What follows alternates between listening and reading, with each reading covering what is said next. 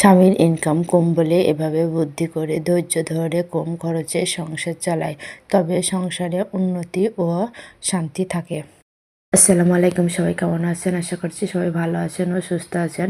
আবারও নতুন একটা দিনের নতুন একটা ব্লগ ভিডিও নিয়ে আপনাদের মাঝে হাজির হয়েছে। আশা রাখছি আজকে ভিডিওটি আপনাদের কাছে ভালোই লাগবে। আপনারা জানেন আমি গ্রামে থাকি, আর গ্রামে থেকে আমি ছাগল মুরগি পুষি।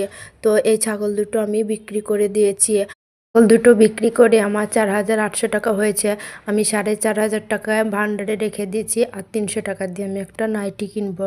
আমরা যারা গ্রামের হাউস ওয়াইফ সাধারণত এভাবেই কিছু টাকা হলেও ইনকাম করে থাকি ঘরে বসে। আমি বছরে 2বার ছাগল বিক্রি করি। এই তো একটু বড় হয়ে গেছে, ছাগলগুলো বিক্রি করে দিলাম, আবার বাচ্চা হবে। তো আমি যখন ভয়েসটা দিচ্ছি তখন আমার ছাগলের বাচ্চা হয়ে গেছে।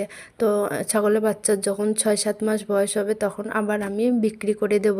আর এইভাবে বছরে 2বার ছাগল বিক্রি করে আমি কয়েকটা সোনার জিনিসও বানিয়েছি, আর ওইটা আপনাদের পরে দেখিয়ে দেব। অবশ্য তার মধ্যে আমার হাজব্যান্ডের কিছু টাকা ছিল। হাজব্যান্ড বাইরে থাকে, আমাদের মাঠের জমিও নেই, তাহলে আমি কিভাবে ছাগল ভুসি বা ছাগল খেতে দিই? আমি সাধারণত ছাগলকে বিচুলি, আটা, গম, চাল এগুলোই খেতে দিই। আমাদের যে প্রত্যেক মাসে রেশন দেয় চাল, আটা, ওইগুলোতেই আমার ছাগলের খাবার হয়ে যায়, আর অল্প কিছু কিনতে হয়। আর আমার বড় ছেলে মাঝে মধ্যে ঘাস নিয়ে আসে মাঠে থেকে। ও হাই স্কুলে ক্লাস 8-এ পড়ে। বেশিরভাগই ছুটি থাকে। এখন মাধ্যমিক দিয়ে পরীক্ষা চলছে, তাই ওর ছুটি। আর এই সময়তে ছাগলের বাচ্চা হয়েছে, আর ছাগলের বাচ্চা হলে সাধারণত ঘাসই খাওয়ানো উচিত। তো তার জন্য আমার ছেলে ঘাস নিয়ে আসে। তো এভাবে ধৈর্য ধরে বুদ্ধি করে সংসার চালাই বলে আলহামদুলিল্লাহ আজ ভালোই আছি। স্বামীর অল্প ইনকামেও সুখেই আছি। ছাগল বিক্রি করার টাকাটা আমি এই ভান্ডারে রাখলাম, কারণ অ্যাকাউন্টে টাকাটা রাখলে টাকাটা তুলে এনে খরচ হয়ে যেত। কিন্তু এই ভান্ডারের টাকাটা একবার ঢুকানো হয়ে গেলে আর বার করা হবে না। তার জন্যই আমি টাকাটাই ভান্ডারে রাখলাম। এই ভান্ডারে আমি প্রত্যেক মাসেই কিছু কিছু টাকা রাখি। লক্ষ্মী ভান্ডারের টাকা তুলে নিয়ে এসে আমি প্রত্যেক মাসেই রেখে দিই।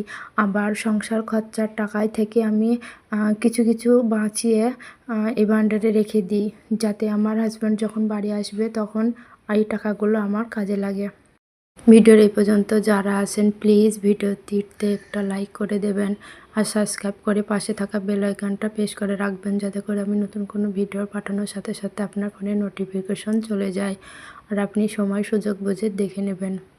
বাসি কাজগুলো সব সেরে নাস্তা খেয়ে চলে এসেছি উনুন পাড়ে। আগে রান্নাটা সেরে নেব। আজকে রান্না করছি গাজর আলু ভাজা, মাছের ঝোল, আর মসুর ডাল ও লাল শাক ভাজা। উনুনে 2টো কড়া বসিয়ে একদিকে গাজর আলু ভাজতে দিয়েছি, অন্যদিকে মাছের ঝোলটা করে নেব। মাছের যেরকম রান্না করি প্রত্যেক দিন সেইভাবে রান্না করছি। তো মশলা কষিয়ে ঝোলের জন্য পানি দিয়ে ঝোল ফুটে গেলে মাছগুলো ঢেলে দিয়ে দিয়েছি। এবার ভাজা জিরে বাটা দিয়ে নামিয়ে নেব।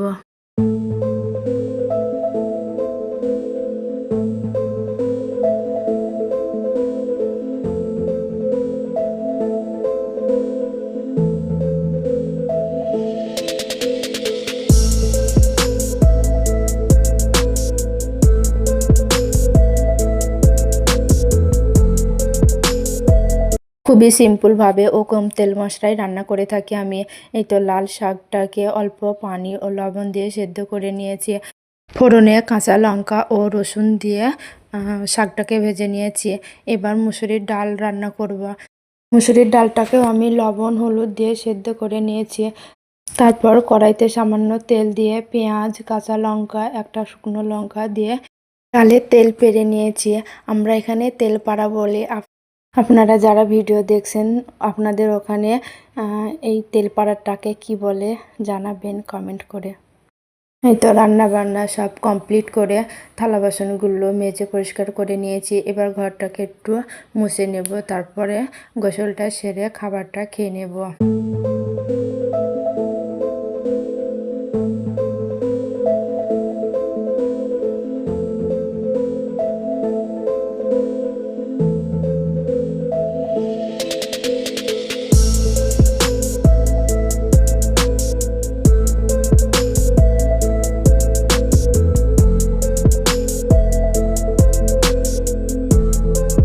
এই তো এখন হচ্ছে সন্ধ্যাবেলা, আর সন্ধ্যাবেলা আমি আমার ছেলেদের পাস্তা বানিয়ে দিয়েছিলাম, তো ওটাই খাচ্ছে ওরা। ভিডিওর মধ্যে দেখানো কোনো কাজ বা ভয়েসে যদি ভুল হয়ে থাকে প্লিজ ক্ষমা সুন্দর চোখে দেখবেন। ভিডিওটা এখানেই শেষ করছি, দেখা হবে নেক্সট কোনো ভিডিওতে। ভালো থাকবেন, আল্লাহ হাফেজ।